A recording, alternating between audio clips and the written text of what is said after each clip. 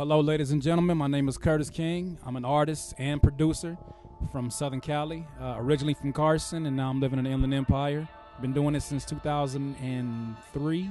Do everything from like boom bap to EDM trap to just feel-good music, soulful music, anything that I can get my hands on, sampling, whatever it is. It's good feel-good stuff. Right now, I'm using a PC on Team PC. Can't do these Macs. I have Fruity Loops, FL Studio, it's better known as now. A 49-key MIDI keyboard. It's escaping me which one it was. I got it from Radio Shack, and I do not remember the name of it, but it was on sale, and it does a job. And that's pretty much it. The laptop, FL Studio, the MIDI keyboard, the Rocket 8-inch monitors. I love the subs and the mids, more so the mids out of those is dope. So yeah, that'll get the job done for me. I've done a lot more and a lot less.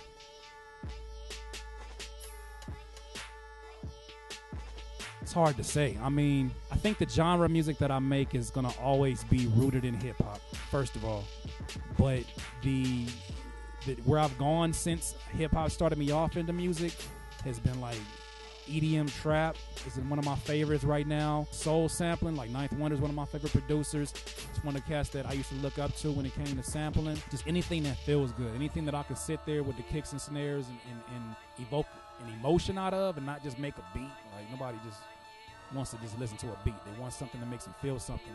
That's what I'm all about. So whatever genre feel good is, I'm in that category somewhere.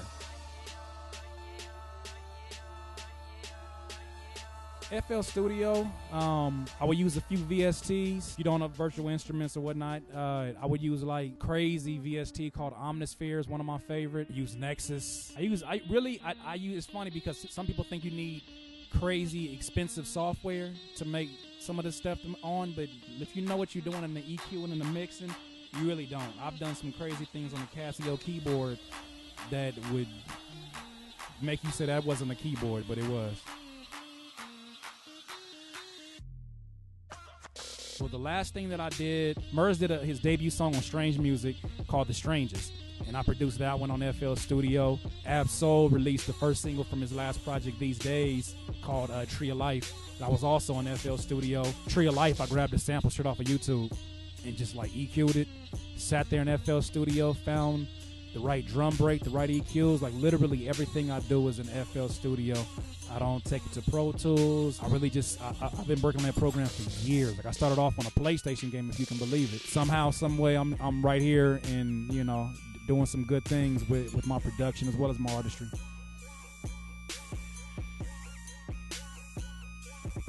I love the production of like Jill Scott, Sade, and Erykah Badu have like some of the most beautiful background music and beautiful compositions. But in terms of producers, I mean, I love Timbaland. Kanye West is definitely a huge influence in my music. Ninth Wonder, like I said earlier. Jay Dilla. I feel like everybody has to say Dilla. You gotta say Dilla. But Dilla's definitely a big one. Andre 3000 is one of my favorite artists and producers. Some of the compositions that Barry White arranged, people didn't know that he did arrangements. Quincy Jones, some of the crazy things he did. Prince at 17, I think, was playing like 23 instruments. Like that's the kind of stuff that I look at and I'm like, I need to be doing more. Another new dude, John Bellion, is amazing. I just feed off of good energy. Anybody who's in there and it just seems like they fall into that zone when they're creating, I think that's a beautiful thing. I feed off of that.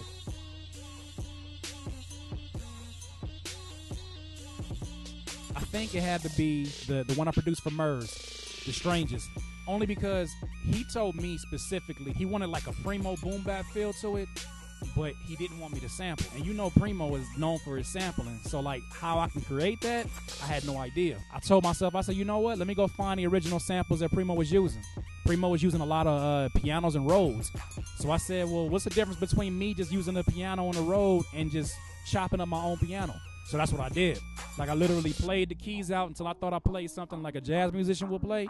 And I just sampled myself, filtered it, and I think I just learned about what my limitations are and what they're not. You know, sky's the limit. Whatever you really want to do, if you have the will, like literally you'll find a way to figure out, okay, well, he wants that feeling. Well, how can I do that? Well, sample yourself. So I learned a lot just about how far I've come as a musician too.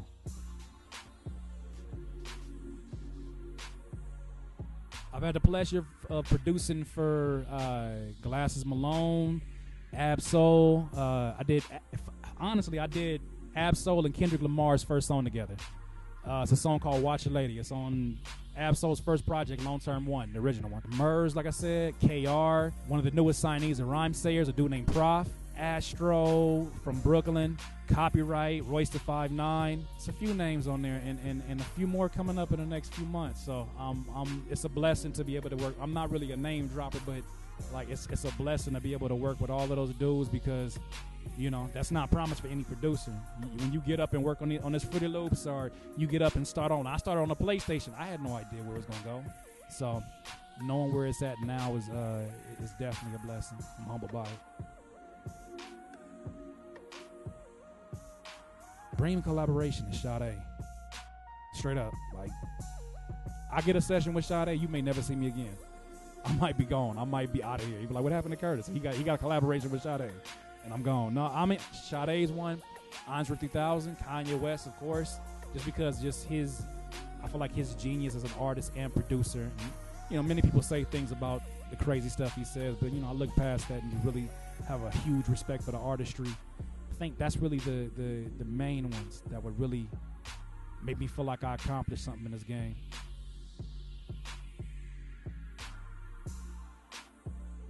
Just stay patient. Nobody owes you anything. Don't harass people on Twitter. Don't spam links. Don't tag 88 people on Facebook. Give it time. If it's dope, people can't ignore dope. And you have to continue to tell yourself that. And the more energy you put towards something, eventually it's going to break in your direction. But you have to believe that. I'm not telling you to go grind blindly and never let nobody know about your music. Let people know if they ask, and be in front of people's faces, but don't force it. Because if it's dope, you don't have to even sell it, right? Know your business. Know what are split sheets. Know everything. Find out any information. If you don't know how to play an instrument, go find out how to play an instrument. If you don't have a teacher, you can't afford a teacher, do like I did. Jump on YouTube and go find some tutorials. I hate to say go do some illegal downloading, but if you find some tutorials on some torrent sites, you got to do what you got to do, right? So there's no excuse no more. Like, we live really in the digital internet age, and there's so much information out there. I know cats that have taught themselves piano just by going on the internet. So there's no excuses. Sky's the limit. Have patience. Don't force it down people's throats. Just be cool. What's good with you? This is Curtis King. You are now viewing Lab Life Pro.